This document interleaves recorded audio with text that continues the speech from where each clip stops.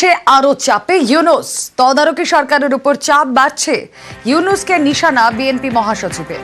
ইউনূস জমানায় সংস্কারে প্রশ্ন মির্জা ফখরুলের। নির্বাচিত সরকার ছাড়া সংস্কারের বৈধতা নিয়ে প্রশ্ন। আগে নির্বাচিত সরকার দাবি আওয়ামী লীগের।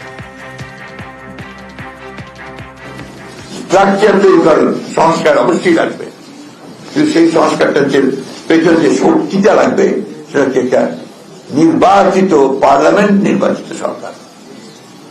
এটা ছাড়া সংস্কারকে কখনো আপনার লেজিটিমেসি দিতে পারবো না আমরা। যারা জাতীয়তাবাদে বিশ্বাস করেন, যারা বাংলাদেশের গণতন্ত্রে বিশ্বাস করেন, যারা দেশের খালেদা নেতৃত্ব এবং তারেক রহমানের নেতৃত্বে বিশ্বাস করেন, তারা সবাই ঐক্যবদ্ধ হন, বিভক্ত হবেন না, এবং এই লড়াই থেকে কি করে আরো বাড়ানো যায় সেই কৌশলগুলো গ্রহণ করেন। ইউনূসের মোহভঙ্গ খালেদার দলের। বাংলাদেশে বিভেদের রাজনীতির অভিযোগ নাম না করে ইউনূসকে নিশানা ফখরুলের। দেশভাগের চক্রান্ত অভিযোগ বিএনপি নেতার। উস্কানিতে পা না দেওয়ার আবেদন ফখরুলের।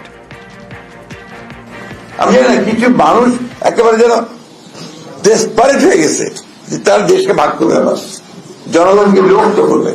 এখন বিভিন্ন রকম কথা বলছে, বিভিন্ন রকম আপনার উস্কানি দিচ্ছে, উস্কানিমূলক কথা হচ্ছে। আপনারা দয়া করে এগুলোর মধ্যে যাবেন না। হাসিনাকে বিধলেও আত্মসমালোচনায় বিএনপি। হাসিনার প্রস্থানের পরেও বিশ্বাসযোগ্যতা বাড়েনি বিএনপির। ঐক্যের ছবি তুলে ধরতে পারছে না খালেদার দল। আক্ষেপ বিএনপি মহাসচিব মির্জা ফখরুল ইসলামের।